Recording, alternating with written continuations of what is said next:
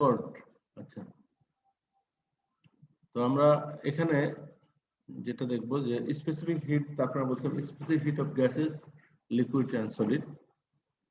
Specific heat আমরা definition বলেছিলাম যে the energy required to raise the temperature of unit mass of a substance by 1 degree, এটাকে বলা হয় স্পেসিফিক হিট। স্পেসিফিক হিট এট constant volume আছে, আর specific hit এট constant pressure আছে।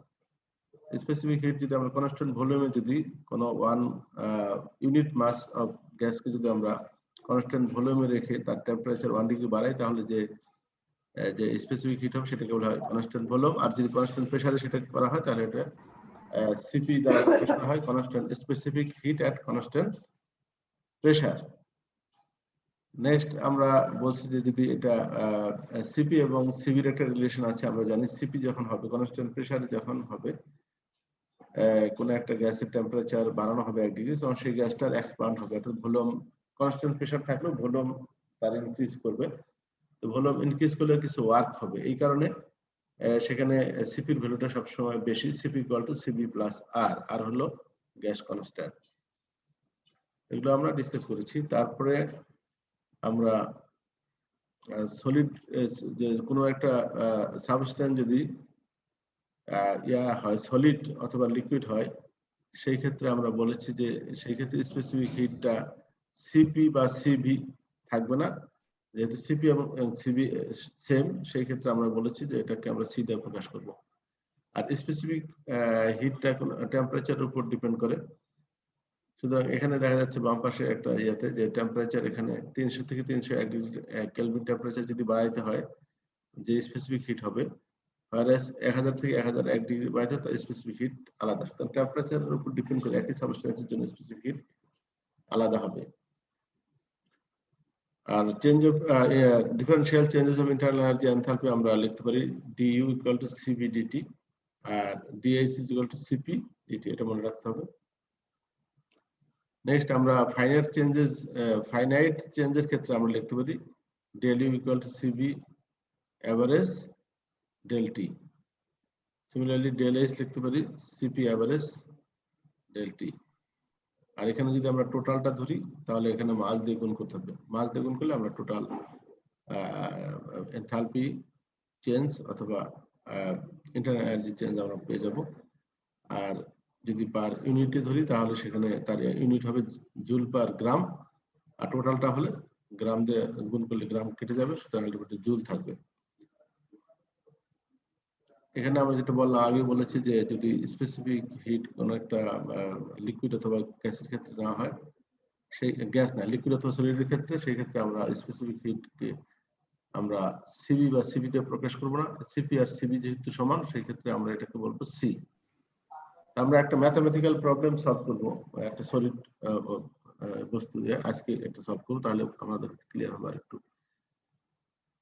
তাহলে আমরা স্পেসিফিক হিট, এখন আমরা নতুন টপিকে, সেটা হলো এনার্জি ট্রান্সফার, এখান থেকে স্টার্ট করব। Energy can be transferred to or from a given mass by two mechanism. Energy transfer হতে পারে দুই ভাবে, একটা হলো হিট ট্রান্সফার, যেটাকে কিউ দিয়ে প্রকাশ করা হয়, আর একটা হলো ওয়ার্ক। ওয়ার্কের মাধ্যমে এনার্জি ট্রান্সফার করা সম্ভব এবং হিটের মাধ্যমে এনার্জি ট্রান্সফার করা সম্ভব। Any energy interaction is heat transfer if its driving force is a temperature difference.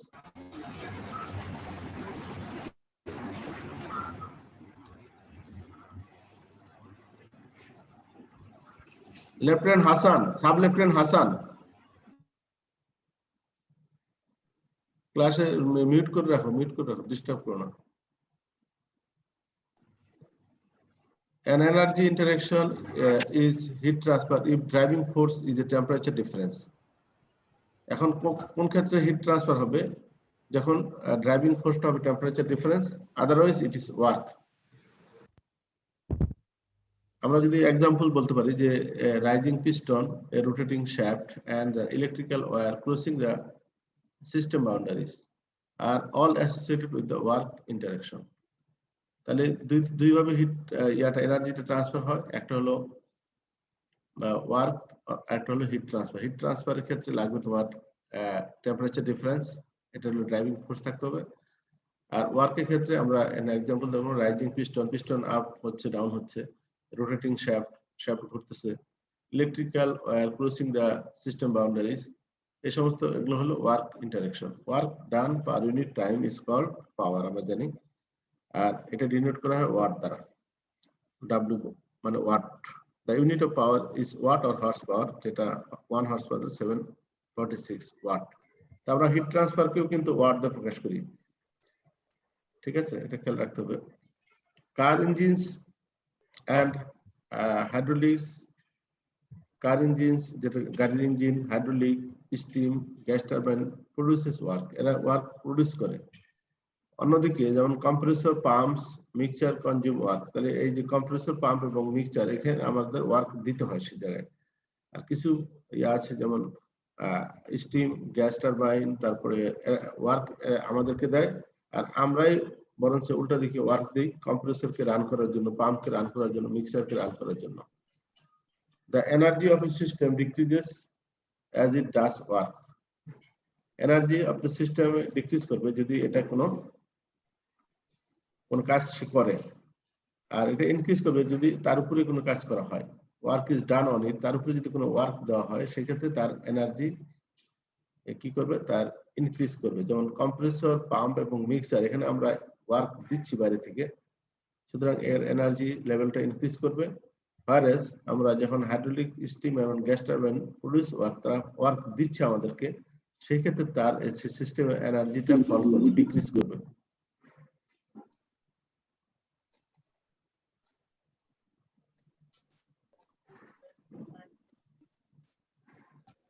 এখানে আমরা দেখবো যে energy transfer. In daily life, we frequently refer to the sensible and latent form of internal energy as heat. আমরা daily আমাদের দৈনন্দিন জীবনে আমরা দেখতে পাই যে সেন্সিবল হিট এবং ল্যাটেন্ট হিট, আমরা এটা আমরা জানি যে এটা আমাদের ইন্টারনাল এনার্জি, মানে সেন্সিবল হিট, সেন্সিবল এবং latent form of internal energy, এটা আমাদের হিট হিসেবে থাকে। And the we talk about heat content of the body. আমরা কোনো একটা বডি যদি হিট কন্টেন্ট আমরা বলতে চাই, তাহলে তার ইন্টারনাল এনার্জিকে আমরা বলবো। And এখানে in thermodynamics, however, those form of energy usually referred to as thermal energy. এটাকে আমরা হিট বলতে পারি বা থার্মাল এনার্জিও বলতে পারি।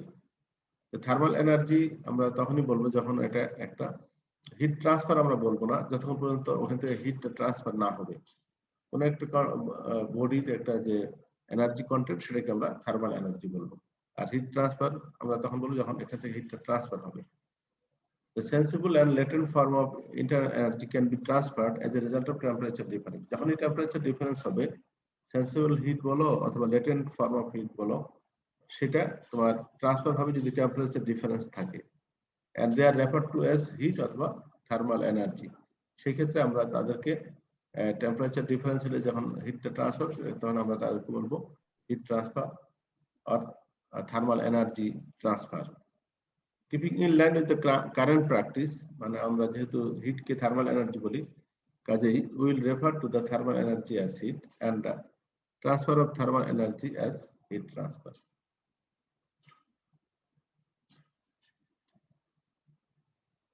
Energy transfer টা আমরা দেখবো, the amount of heat transfer during a process is denoted by Q. কোন একটা প্রসেসে যে হিট ট্রান্সফার হবে, সেই হিটটাকে আমরা বলবো Q. The amount of heat transfer per unit time is called heat transfer rate, যেটা আমরা আগে বলছি। টোটাল হিটটাকে আমরা কিউ দিয়ে প্রকাশ করব, আর পার ইউনিট টাইমে যে হিটটা ট্রান্সফার হবে সেটাকে আমরা কিউ ডট দিয়ে প্রকাশ করব।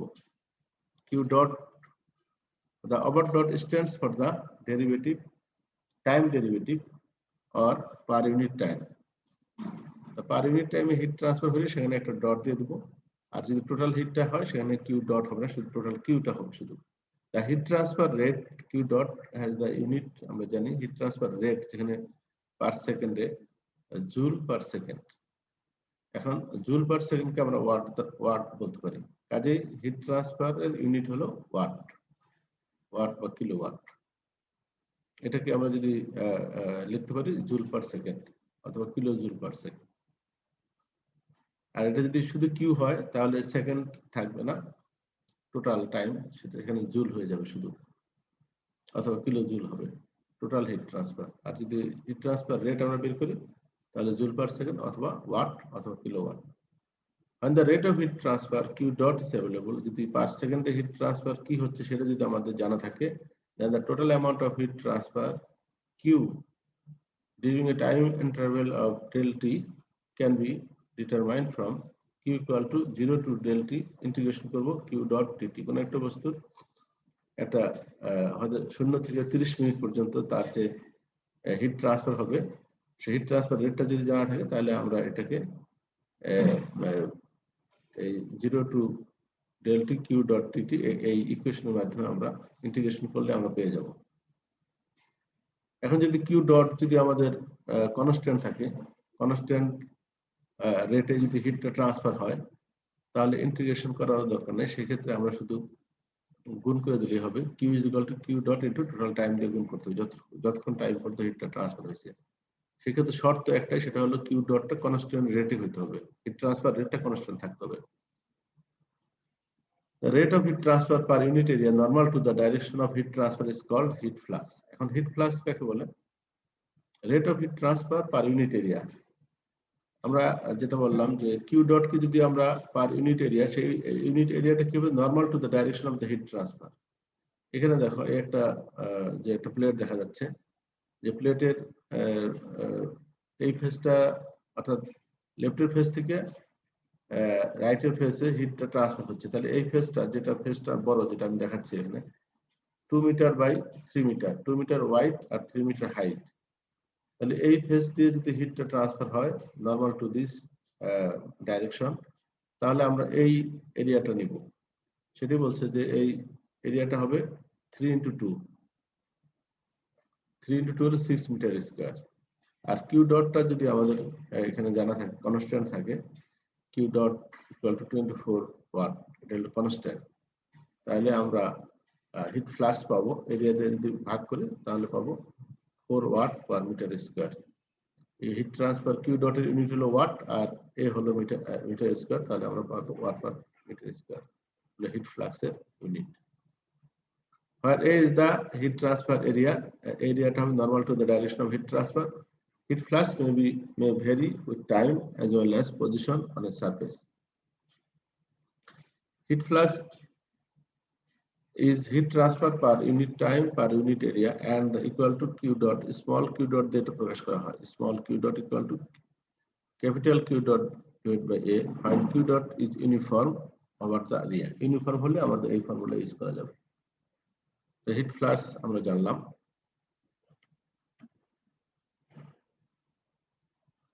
এখানে একটা অঙ্ক দেখি, এই অঙ্কটা হলো একটা কপার বল যার ডায়ামিটার হলো 10 centimetre. A 10 centimeter diameter copper ball is to be heated from 100 degree centigrade to an average temperature of 150 degree. এটাকে ইনিশিয়াল এটা টেম্পারেচার ছিল 100 ডিগ্রি সেন্টিগ্রেড, তারপর এটাকে আমরা টেম্পারেচার ইনক্রিজ করব 150 degree centigrade in 30 minutes. 30 minutes টাইমের ভিতরে এই জিনিসটাকে আমরা 30 মিনিটস টাইম ধরে এটাকে হিট করব, হিট করে এর টেম্পারেচারটা বাড়াবো 150 ডিগ্রি সেন্টিগ্রেড বাড়াবো। Taking the average density of the average density and specific heat of copper in this temperature range, এই যে টেম্পারেচার রেঞ্জটা 100 থেকে 150, এই টেম্পারেচার রেঞ্জে কপার এর ডেনসিটি এবং স্পেসিফিক হিট দেওয়া আছে। ডেনসিটি হলো 8950 KG per metre cube and CP দেওয়া আছে 0.395 kilo joule per KG degree kelvin. এখানে সিপি না দিলে হয়তো শুধু সি দিলে হয়তো, কারণ কপার একটা সলিড, সলিডের ক্ষেত্রে সি লিখলেই হয়। তাহলে আমাদের টোটাল আমরা বলবো যে কি কি বের করতে হবে, তিনটা জিনিস, the total amount of heat transfer to the copper ball. তাহলে কপার বলের কি পরিমাণ হিটটা ট্রান্সফার হচ্ছে সেটা আমাদের বের করতে হবে। সেকেন্ড হলো the average rate of heat transfer to the ball, rate of heat transfer Q dot বের করতে হবে। প্রথমে কিউ বের করতে হবে, total amount of heat transfer, পরে বের করতে হবে Q dot, then heat flux small Q dot, তিনটা জিনিস বের করতে হবে। তো আমাদের ডেনসিটি এবং সিপি দেওয়া আছে, তাহলে আমরা জানি যে the amount of heat transferred to the copper ball is simply the change its internal energy. আমরা আগেই আমরা করেছি যে কোন একটা সিস্টেম মানে undergoes a process, তখন সেখানে যদি আমরা যে পরিমাণ এনার্জি ট্রান্সফার করব সেটা ইকুয়াল টু তার internal energy, change of internal energy. আমি যদি একটা এখানে তাহলে energy transfer to the system equal to energy increase of the system. Internal এনার্জিটা ইনক্রিজ করবে এখানে। কিউ হলো energy transfer to the system, যেটা আমরা জানতে চাচ্ছি যে টোটাল কত এনার্জি আমরা দিলাম। লেফট তানভীর, তুমি এটা মাইক্রোফোন অফ করো।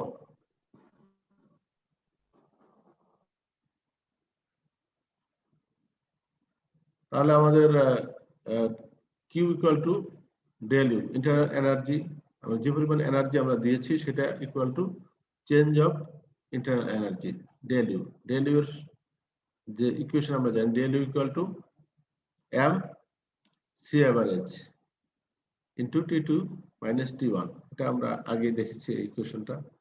আমরা যদি প্রিভিয়াস স্লাইডে যাই, ইন্টারনাল এনার্জি চেঞ্জ, আমরা এই যে সলিড, এটা একটা সলিড এবং লিকুইডের ক্ষেত্রে আমরা এইভাবে লিখবো, অর্থাৎ del U equal to M mass of that particular substance then specific heat then temperature difference. তাহলে আমাদের ম্যাথমেটিক্যাল সাবজেক্টটা ছিল কপার সলিড সাবস্টেন্স, তাহলে তার এমটা নিব, সি এভারেজ স্পেসিফিক হিট এটা আমাদের দেওয়া আছে, আর temperature difference T2 minus T1।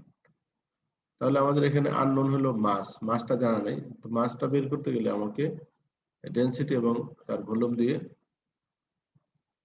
গুণ করতে হবে। তাহলে আমরা পাচ্ছি রো ইন্টু ভি, ভিটা হলো তার ভলিউম। তা একটা it is a copper ball, it is a sphere, স্ফিয়ারের ভলিউম হলো পাই ডি কিউব বাই 6।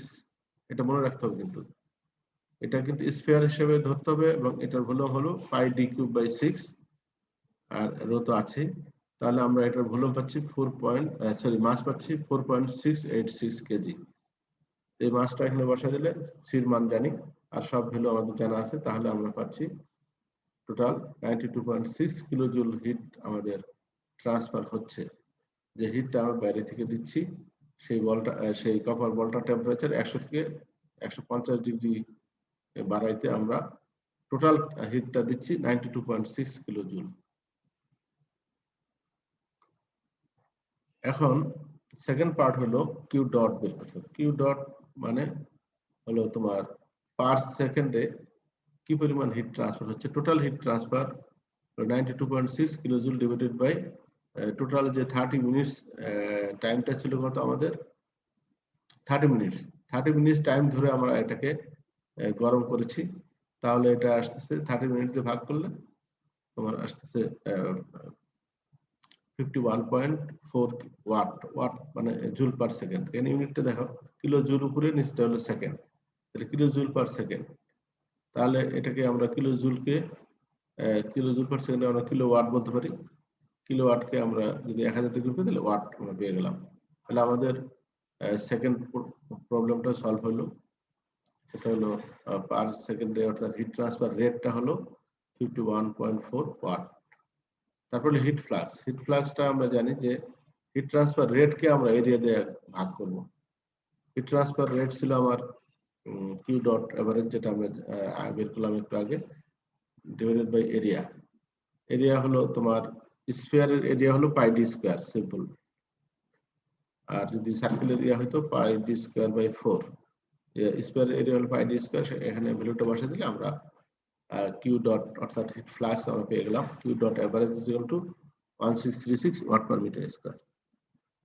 তাহলে আমরা এই একটা এক্সাম্পল আমরা দেখলাম, একটা ম্যাথ, একটা ইজি একটা ম্যাথ। এই ধরনের সোজা ম্যাথ থাকবে না পরীক্ষায়, আর এটা জাস্ট বোঝার জন্য তোমাদের।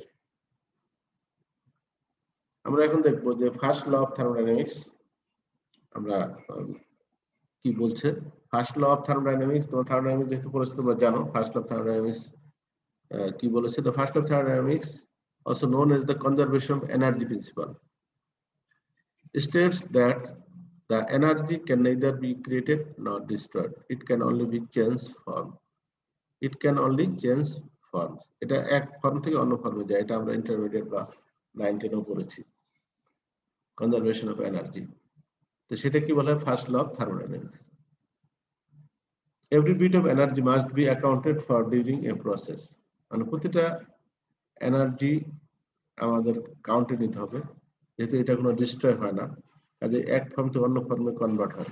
The conservation of energy principle or the energy balance, conservation of energy প্রিন্সিপালকে আমরা এনার্জি ব্যালেন্সও বলতে পারি। এটা খেয়াল রাখবা, এই এনার্জি ব্যালেন্স শব্দটা বারবার আসবে আমাদের।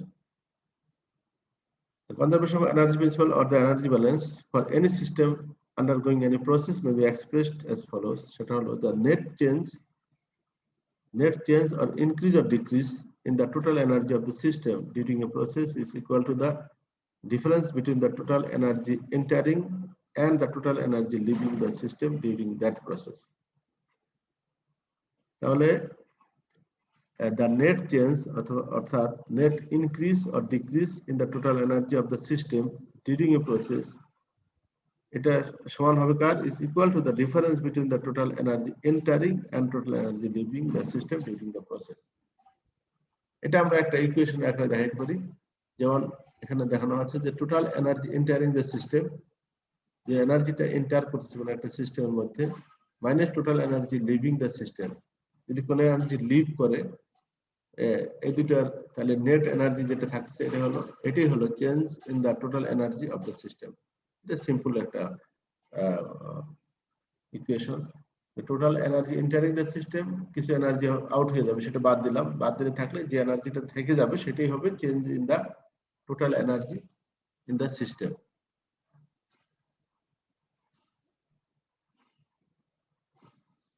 Energy can be transferred to or from a system.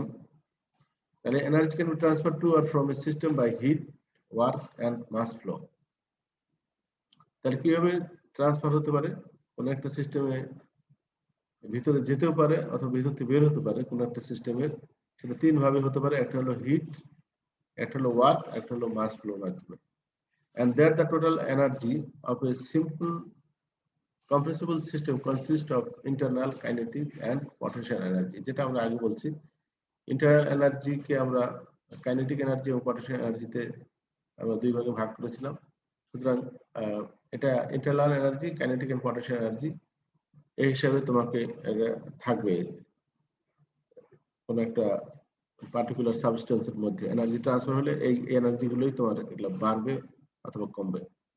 The energy balance for any system undergoing any process can be expressed as energy in minus E হলো energy, total energy, in minus energy out, যেটা আগে বলছি প্রথম equation থেকে, যে total energy entering the system, total energy living the system. এখানে তাই E in হলো total energy entering the system minus total energy living the system equal to বাকি যেটা থাকবে সেটা energy increase, change in the, এই এনার্জি ইনক্রিজ হবে change in the internal kinetic potential etcetera. এই সিস্টেমের এনার্জিটা কিভাবে হবে? চেঞ্জ হবে either internal energy, kinetic energy, potential energy হিসেবে তার এই চেঞ্জটা হবে সিস্টেমের মধ্যে। এটাকে আমরা যদি পার ইউনিট টাইমে দিয়ে আমরা করি, পার ইউনিট টাইম দিয়ে করলে এটাকে, এই প্রথমটাকে টোটাল এনার্জি, এটাকে জুল দিয়ে প্রকাশ করলাম, আর পার ইউনিট যখনই করব সেখানে ওয়াট হয়ে যাবে ইউনিটটা, মানে জুল পার সেকেন্ড ওয়াট। সেখানে একটা ডট দিয়ে দিলাম, ডট মানে পার ইউনিট টাইমে যে এনার্জিটা ইন হচ্ছে, পার ইউনিট টাইমে যে এনার্জি আউট হচ্ছে, equal to DE system divided by DT, অর্থাৎ যতটা এনার্জি এখানে চেঞ্জ হচ্ছে, rate of change in internal kinetic and potential energies.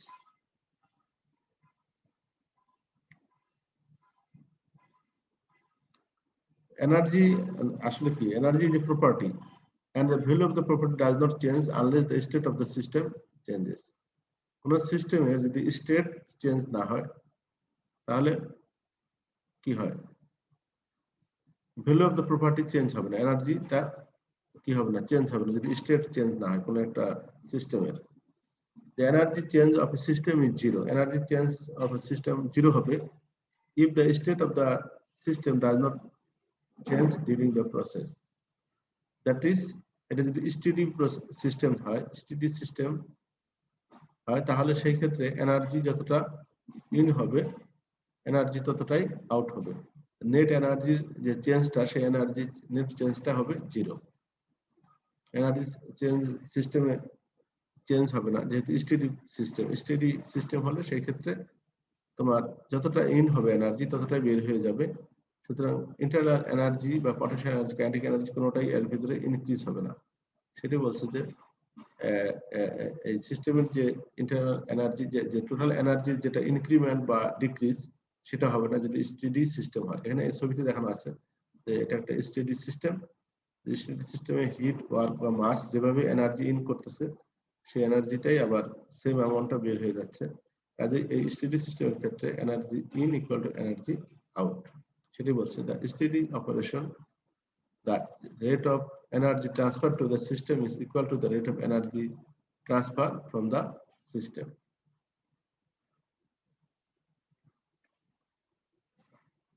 এখন যদি কোনো একটা সিস্টেমে নরমালি যদি কোনো ওয়ার্ক অর্থাৎ electric, magnetic, motion, gravity or surface tension effect এগুলো যদি না থাকে for stationery simple compressible system, সেই ক্ষেত্রে for stationery simple compressible system যদি হয়, সেই ক্ষেত্রে the change in the total energy of a system during the process is simply the change of its internal energy.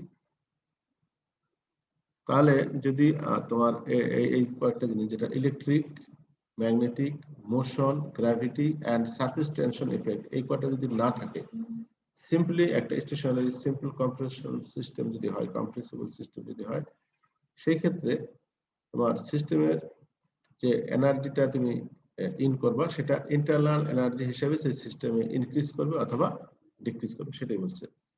In the heat transfer analysis, we are usually interested only in the form of energy that can be transferred as a result of temperature difference, and that is heat or thermal energy. এটা আমরা আগে বলছি, সেই একই কথা। আমরা heat transfer অ্যানালাইসিসের ক্ষেত্রে আমরা টেম্পারেচার ডিফারেন্সের কারণে যে এনার্জিটা ট্রান্সফার হবে সেটা নিয়ে আমরা ডিল করব। টেম্পারেচার ডিফারেন্সের মাধ্যমে যেটা হবে সেটা নিয়ে আমরা ডিল করব, অন্য কোনো এনার্জি নিয়ে আমরা ডিল করব না। In such cases, it is convenient to write a heat balance and to treat the conversion of nuclear, chemical and electrical energy into thermal energy as heat generation. তাহলে এখানে আমাদের এই ক্ষেত্রে আমাদের যে হিট ব্যালেন্সের ক্ষেত্রে আমরা যেটা দেখবো সেটা হলো যে কনভার্সন অফ নিউক্লিয়ার এনার্জি যদি হয়, অথবা কেমিক্যাল এনার্জি কনভার্ট হয়, অথবা ইলেকট্রিক্যাল এনার্জি যে তোমার জেনারেট হয়, সেই ক্ষেত্রে আমরা হিট জেনারেশন ধরবো। এটাকে আমরা পরে এই এনার্জি ব্যালেন্সের যে ইকুয়েশনটা, সেটা আমরা দেখাতাম ভালো করে, যে heat Q in, total energy in minus total energy out, তাহলে একটা নেট এনার্জি পাচ্ছি। ইন এবং আউটের বিয়োগফল যেটা থাকবে সেটাই হবে energy, internal energy increment of that system. তার সাথে কি যোগ করতে হবে আমাদের? যদি কেমিক্যাল এনার্জি, যেটা আমরা আগে বললাম, যদি আমাদের কনভার্সন অফ নিউক্লিয়ার হয়, অথবা কেমিক্যাল হয়, অথবা ইলেকট্রিক্যাল এনার্জিস হয়, সেই ক্ষেত্রে আমাদের এই যে আরেকটা টার্ম, এটা যোগ করতে হবে ই জেনারেশন। তাহলে টোটাল এনার্জি আমরা যেভাবে দেই, হিট, মাস, হিট, আমরা এনার্জি কিভাবে দিতে পারি? কয়ভাবে?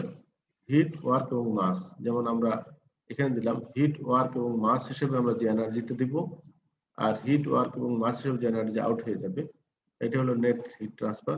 তার সাথে আমরা আরেকটা জিনিস অ্যাড হবে, সেটা হবে যদি আমরা কোনো কনভার্সন হয়, যেমন conversion of nuclear, chemical and electrical energy into thermal energy, সেই ক্ষেত্রে আমরা এই কনভার্সন যদি ঘটে সেই কোনো সিস্টেমে, সেই ক্ষেত্রে আমরা এনার্জি জেনারেশন আমরা এটাকে অ্যাড করব। তাহলে টোটাল এনার্জি হলো energy generation plus net energy of the system, এই দুইটা যোগ করার পরে যেটা হবে সিস্টেমের যে change in the thermal energy of the system, এটা হলো হিট ব্যালেন্স। হিট ব্যালেন্স মানে তুমি যতটা হিট দিবা আর সেটা ইন্টারনাল এনার্জি হিসেবে, টোটাল এনার্জি হিসেবে সেই সিস্টেমের সেটা জমা হবে। এক্সট্রাটা যেটা আউট হয়ে যাবে সেটা তো বের হয়ে গেল, সেটা মাইনাস করে দিলা, আর তোমার বাকিটা তার সিস্টেমে ইয়ে হবে, ইনক্রিমেন্ট হবে অথবা চেঞ্জ হবে, সিস্টেমের ইনক্রিমেন্ট হবে তারপর ডিক্রিজ হবে। This is the energy balance equation. আজকে এই পর্যন্তই। এখন আমরা রোল কল করব।